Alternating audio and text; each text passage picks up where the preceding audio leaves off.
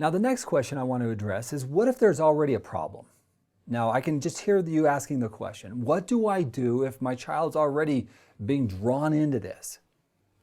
Well, the first part is to go back to the previous part. Establish a boundary. Talk with them openly. I am concerned. Give them the reasons why. Ask them about their own happiness, their own connections.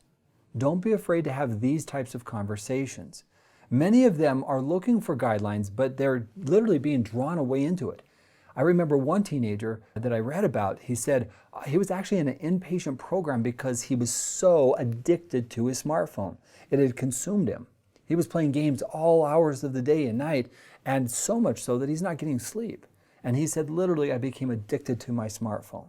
Now, as he described that story, that makes sense. Now, not everybody's going to become addicted, but when you're on a device for 7 to 9 hours a day, what happens when you have it for 2 hours a day? What do you do with the rest of your time? So as parents, if you're seeing a problem, we're going to want to have harder conversations. Now, I can hear some of you parents saying, but what if I do that and they fight me or they argue with me or they're negative? Well, of course they're going to be.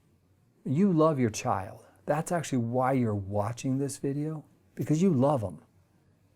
And parents who are effective have guidelines, what we call parental restrictions. Now, we don't do it in a controlling way. You have to do this. We want to make it so it's an open conversation of awareness. So if there is a problem, we might ask a question like this. Do you see it as a problem? What would happen if you spent less time on it? What if you didn't have it for a day? What would it be like? Let's try an experiment.